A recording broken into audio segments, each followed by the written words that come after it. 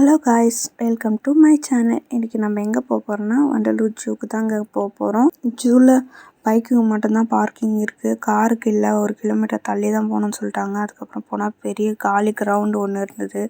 அங்கே தான் car, auto அது மாதிரிலாம் பார்க் பண்ணிட்டு இருந்தாங்க. பார்க்கிங் காசு வந்து 150 வாங்கினாங்க.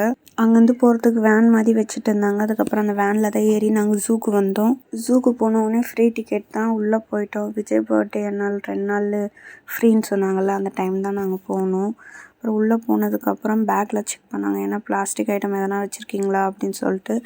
அதுக்கப்புறம் அந்த கவரில் சிப்ஸ் ஐட்டம் அதெல்லாம் இருக்குல்ல, அதெல்லாம் வந்து அவங்க பேப்பர் மாதிரி சுற்றி வச்சுருந்தாங்க.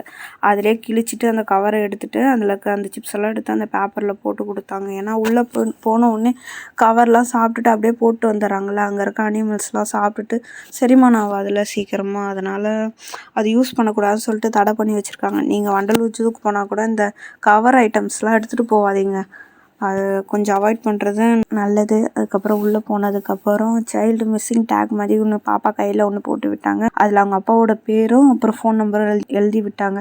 ஏன்னா அவங்க மிஸ் ஆகிட்டா கூட அந்த ஃபோன் நம்பரை பார்த்து ஃபோன் பண்ணுவாங்கள்ல, இது மாதிரி உங்கள் குழந்தை இங்கே இருக்காங்க அப்படின்னு சொல்லிட்டு.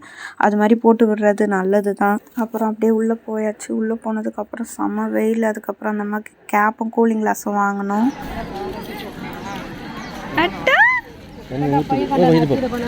ஆமா, நல்லா இருக்கா கேப்பும் கண்ணாடி? நல்லா இருக்கா பாப்பாக்கு?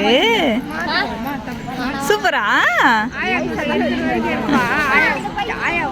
அப்புறம் உள்ளே போனதுக்கப்புறம் என்ட்ரன்ஸில் ஸ்டார்டிங் வந்து அந்த குரங்கு தாங்க இருந்தது, அந்த சிங்கவால் குரங்குன்னு சொல்லிட்டு.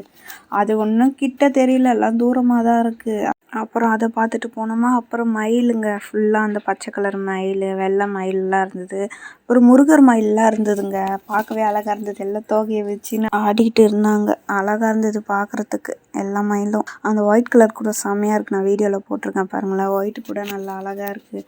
அதுக்கப்புறம் அதுங்க கூடலாம் ஃபோட்டோ எடுத்துகிட்டு வீடியோ எடுத்துகிட்டு, அப்புறம் பாப்பாவுக்கு ஒரு கேப்பும் கண்ணாடி வாங்கினோம்ல, அது அவள் போடவே இல்லை, அம்மா தான் போட்டுட்டு இருந்தாங்க.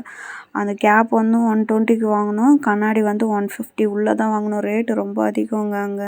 இது மாதிரி நிறைய மயில் வகைகள்லாம் இருந்ததுங்க, அங்கே நிறைய இருக்குது.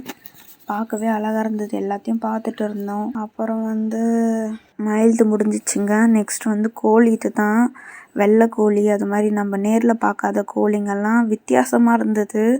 தங்க நிற கோழின்னு சொல்லிட்டு, நல்லா அதுக்கு மயிலுக்கு தோகை பெருசாக இருக்கும்ல, அது மாதிரி அதுக்கு ரக்கம் நல்லா பெருசாக இருந்தது. அந்த கோழி பார்க்கறதுக்கு அழகாக இருந்தது. இதோட இந்த வீடியோ முடியுது. நெக்ஸ்ட் வீடியோ பார்ட் 2ல் போடுறேங்க. இந்த வீடியோ உங்களுக்கு பிடிச்சிருந்ததா என்னோடய வீடியோஸ்க்கு லைக் பண்ணுங்கள், என்னோடய சேனலை சப்ஸ்கிரைப் பண்ணுங்கள் காய்ஸ். ஓகே, நெக்ஸ்ட் வீடியோவில் பார்க்கலாம். பாய் பாய்.